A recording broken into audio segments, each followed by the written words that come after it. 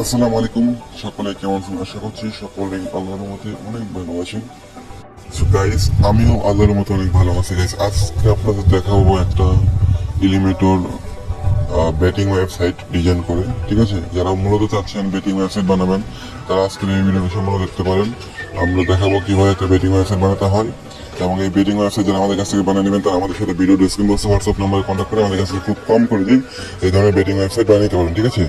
অথবা চাইলে আপনি এই এলিমেন্টাল স্ক্রিপ্টটা নিয়ে নিজেই ওয়েবসাইট বানাতে পারেন, ঠিক আছে? তো এর জন্য আমাকে আপনাদের প্রথমে ডিজাইনটা দেখাচ্ছি, কেমন হবে ডিজাইনটা। দেখেন, এই যেরকম ডিজাইনটা হবে কিন্তু এলিমেন্টাল ব্যাটিং ওয়েবসাইট, ঠিক আছে? তো যারা মূলত চাচ্ছেন এই ধরনের ব্যাটিং ওয়েবসাইট বানাতে, তারা আজকে ভিডিওটা সম্বন্ধে দেখবেন, ওকে? তো ব্যাটিং ওয়েবসাইট বানাতে হলে প্রথমে আপনাকে তিনটা জিনিস লাগবে। এক নম্বর হচ্ছে ডোমেইন এবং হোস্টিং, তিন নাম্বার হচ্ছে একটা পিএসপি স্ক্রিপ্ট। যে স্ক্রিপ্টটা আমাদের কাছে খুব কম করে কিনতে পারবেন, যেন ভিডিও শুনছে হোয়াটসঅ্যাপ নাম্বার হোয়াটসঅ্যাপ কন্ট্যাক্ট করবেন, ওকে? তারপরে হচ্ছে আপনারা ভিডিও ডিসক্রিপশনে একটা ওয়েবসাইটের লিঙ্ক পাবেন, সেখান থেকে ডোমেইন এবং হোস্টিং কিনবেন খুব কম খরচেই। proxhostvideo.com এই ওয়েবসাইট থেকে কিনতে পারবেন, ঠিক আছে? তারপর হোস্টিং ডোমেইন কেনার পর হোস্টিং সেভ এনে চলে আসবেন। আসার পর ফাইল ম্যানেজারে ঢুকবেন। ফাইল ম্যানেজার ঢোকার পরে আমি এখান থেকে একটা ডেস্কটপ সাইট আছে, এটা ডেস্কটপ সাইটটা আমি অফ করে দিচ্ছি। দেন এখন আমরা যে আপনাদের একটা লাইভ একটা দেখাচ্ছি, দেখেন আমাদের এই যে সাবডোমেন একটা ওয়েবসাইট বানিয়ে দেখাবো আজকে। এই যে আমার আজকের এই সাবডোমেনটা, ঠিক আছে? এই যে সাবডোমেনটার ভিতরে কিন্তু আজকে আমি বেটিং ওয়েবসাইট বানিয়ে দেখাবো, ঠিক আছে? এটা কিন্তু এলিমেন্টাল বেটিং ওয়েবসাইট, ঠিক আছে? তো এখন আমি যদি রিলোড দিয়ে দেখেন কিছুই নাই সাইডে বর্তমানে, তো এটার ভিতরে আজকে ওয়েবসাইট আমি বানিয়ে দেখাবো, ঠিক আছে? এর জন্য আবার চলে আসলাম হোস্টিং সি প্যানেলে। আসার পর সিম্পলি এই যে আমার যে সাবডোমেনটা আছে, সাবডোমেনের উপরে ক্লিক করবো, ঠিক আছে? দেন এখান থেকে যে ফাইলগুলো আছে ডিফল্ট ভাবে ওগুলো আমি ডিলিট করে দিচ্ছি, এগুলো আমার দরকার নেই। দেন তারপর আমি এখান থেকে আপলোডে ক্লিক করবো। এখানে পিএসপি স্ক্রিপ্টটা আপলোড করতে হবে, ঠিক আছে? এই স্ক্রিপ্টটা কই দেবেন? এই স্ক্রিপ্টটা আমাদের কাছে খুব কম করে দিয়ে কিনতে পারবেন। আমরা কিন্তু এই ব্যাটিং ওয়েবসাইটের স্ক্রিপ্টটা খুব কম করে দিয়ে আপনাদের দিয়ে দেবো। যারা নেবেন হোয়াটসঅ্যাপে কন্ট্যাক্ট করবেন, হোয়াটসঅ্যাপ নাম্বার আছে ভিডিও ডিসক্রিপশন বক্সে, দেখবেন। আমি কিন্তু অলরেডি আমার পিএসপি স্ক্রিপ্টটা আপলোড করে দিয়েছি। এটা আপলোড হতে একটু টাইম লাগবে, ততক্ষণ আমরা ভিডিওটা স্কিপ করি, ঠিক আছে? সো ইয়াপ গাইস, আমার কিন্তু অলরেডি আমার স্ক্রিপ্টটা ইনস্টল হয়ে গেছে। তো আমি এখন এখানে ক্লিক করে দিচ্ছি। দেন তারপর এই যে স্ক্রিপ্টটা আছে, এটা কিন্তু জিপ আকার রয়েছে, জিপ ফাইল হয়ে আছে। এটাকে আনজিপ করার জন্য সিম্পলি এক্সট্রাক্ট করতে হবে। এখান থেকে এক্সট্রাক্টে ক্লিক করে এক্সট্রাক্ট ফাইল করে নেবো, ঠিক আছে?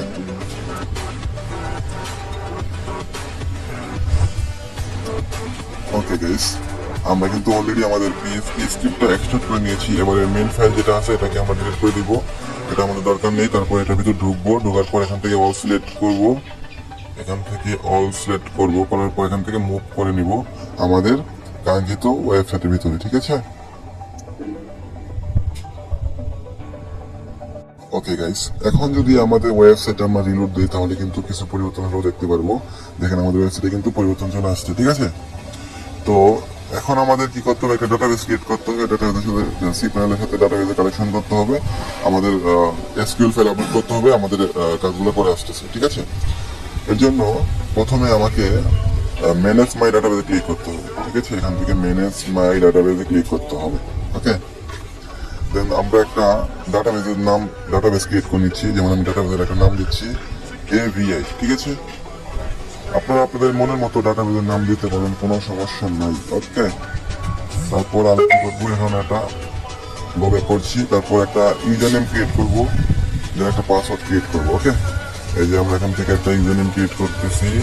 ইউজার নেমটা আমি VI দিচ্ছি, পাসওয়ার্ডটাও সেম দিচ্ছি, এন্ড কনফার্ম পাসওয়ার্ড, এগেইন পাসওয়ার্ডটা দিয়ে জাস্ট ক্রিয়েট ইউজারে ক্লিক করছি। সো তারপর আমরা গো ব্যাক অপশনে ক্লিক করবো। ক্লিক করার পর এখান থেকে ডাটাবেসের নেম, পাসওয়ার্ড, ইউজার নেম এগুলো আমি কপি করে নিয়েছি আগেতে, আপনারা কপি করে নিয়ে নেবেন। তারপর আমি এখান থেকে আমাদের কাঙ্ক্ষিত ডাটাবেসটা সিলেক্ট করে জাস্ট অ্যাড অপশনে ক্লিক করে দিব, ঠিক আছে? AVI দিয়ে অ্যাড অপশনে ক্লিক করে দিব। তারপর অল প্রিভিয়াস দিয়ে মেক প্রিভিয়াসে ক্লিক করে দিব। বেশ, আমাদের এই কাজ শেষ। এখন আমরা আবার চলে আসছি সি প্যানেলের হোম পেজে। আসার পর এখান থেকে ক্লিক করবো PHP মাই অ্যাডমিনে। তারপর এখান থেকে নেক্সট সেট করে নিব। নেক্সট সেট করলে ভালো হয়, ঠিক আছে? তারপর এখানে যে ডাটাবেসটা ক্রিয়েট করলাম সেটা এখানে শো করতে আছে। এই ডাটাবেসের উপর আমি ক্লিক করবো। ক্লিক করার পর এটির ক্লিক করবো। এখান থেকে ক্লিক করার পর জাস্ট লেখা আছে, দেখেন ইনপুট এখানে আমার এসকিউএল ফাইলটা আপলোড করতে হবে, ইনপুট করতে হবে, ঠিক আছে। এই যেখানে চুজ ফাইলে ক্লিক করে এসকিউএল ফাইলটা আপলোড করে দিচ্ছি আমি। ওকে গাইস, আমি কিন্তু আমার এসকিউএল ফাইলটা আপলোড করে দিয়েছি। এখন আমি নিচে এসকিউএল ফাইলটা আপলোড করার পর এখান থেকে ইনপুট অপশনে ক্লিক করে দেবো। বেশ, আমাদের গাইস এসকিউএল ফাইল ইনপুট করা কমপ্লিট। তো এখন আমরা একটু বেগ আসবো, আসার পর আমরা আবার চলে আসবো ফাইল ম্যানেজারে। দেন এখান থেকে ফাইল ম্যানেজার ঢোকার পর এখান থেকে ডেস্কটপ সেটটা আবার উপরে নিব। নেওয়ার পর এখান থেকে কাঙ্ক্ষিত ফাইলটাতে চলে যাবো। যাওয়ার পর এখান থেকে দেখতেছেন হচ্ছে আপনারা কি লারাভেল, ঠিক আছে, এখানে ক্লিক করবেন। ওকে, দেন এখান থেকে দেখছেন .env নামে একটা ফোল্ডার আছে, সিম্পলি এখানে ক্লিক করবেন। ক্লিক করার পর জাস্ট এখানে যে দেখতেছেন পূর্ণার এডিট আইকন, এখানে ক্লিক করবেন। করার পর এটার ভিতরে আমাদের ডাটাবেজের নেম, পাসওয়ার্ড, ইউজার নেম এগুলো এখানে দিতে হবে, ঠিক আছে। এই যে এখানে আমাদের ডাটাবেস নেম দিতে বলছে, আমরা আমাদের ডাটাবেসের নেমটা দিয়ে দিচ্ছি এখানে, কোনো সমস্যা নাই। তারপর এখান থেকে ডাটাবেস পাসওয়ার্ড দিতে বলতেছে, আমরা এখান থেকে ডাটাবেসের পাসওয়ার্ডটা দিচ্ছি। সরি, ডাটাবেস ইউজার নেম দিতে বলছি, ইউজার নেমটাও দিয়ে দিচ্ছি, পাসওয়ার্ডটাও দিচ্ছি। আমি যেহেতু সবগুলো সেম নাম দিয়ে করছি, এই জন্য সবগুলো সেম নামে দিয়ে দিচ্ছি। ওকে,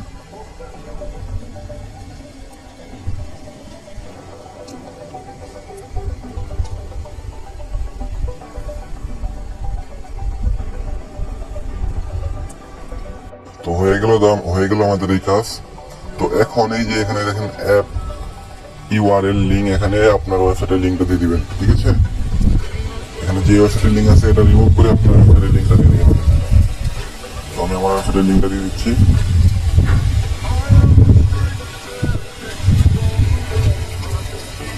দেন হচ্ছে আমি এবার কাজ সেভ পেজে ক্লিক করে দিলাম, এটা সেভ করে দিলাম আর কি, ঠিক আছে। তো ওকে গাইস, আমাদের ফাইনালি সব কাজ কমপ্লিট। এখন যদি আমাদের ওয়েবসাইট থেকে আমরা রিলোড দেই এবং ভিজিট করি, সেক্ষেত্রে কিন্তু প্রপারলি সবকিছু ওয়ার্কিং করছে, দেখেন, ঠিক আছে, সবকিছু ওকে আছে। তো এখন যদি আমরা রেজিস্টারে ক্লিক করি, সিম্পলি এখান থেকে আমাদের নাম দিতে বলতেছে, নাম, তারপর এখান থেকে আমরা ছেলে নাকি মেয়ে সেটা সিলেক্ট করতে পারি। এখান থেকে আমরা অবশ্যই ছেলে, মেল দিলাম। দেন পাসওয়ার্ড, ইউজার নেম, সরি, এখানে নাম, তারপর হচ্ছে আপনার ছেলে নাকি মেয়ে সেটা সিলেক্ট করতে হবে। Phone number, email address and password.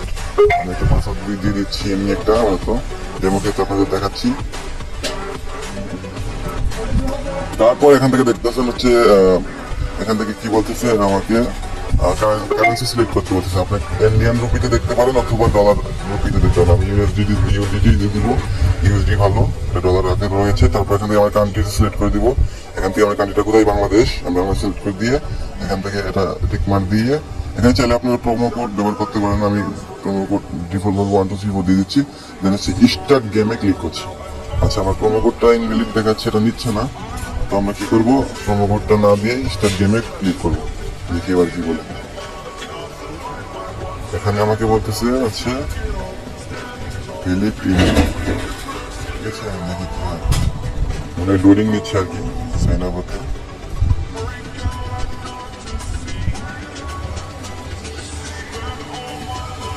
Okay guys, আমরা একটা কাজ করতে পারি, এখানে আমাদের ইমেলটা দিয়ে দিতে পারি সুন্দর করে। আমি একটা ইমেল দিয়ে দিচ্ছি, ঠিক আছে। দেন একটা ফোন নাম্বার আমি সুন্দর দিয়ে দিচ্ছি। এখানে এই ফোন নাম্বারটা রিমুভ করে আমি জাস্ট এখানে 088931290 দেওয়ার পর আমি জাস্ট স্টার্ট গেমে ক্লিক করছি। দেখি এবার কি বলি।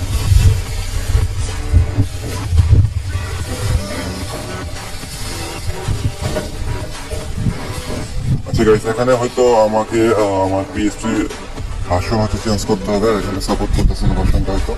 তো আমি কি করবো, এখান থেকে ব্যাক আসবো, আসার পর সি প্যানেলে ঢুকবো, সি প্যানেলের হোমে আসবো, ঠিক আছে।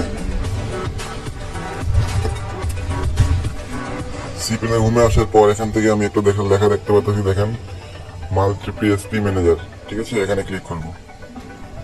ক্লিক করার পর এখানে আমাকে সি প্যানেলের log in, password, user name দিয়ে লগ ইন করতে বলতেছে আবার। ওকে, আমি লগ ইন করি।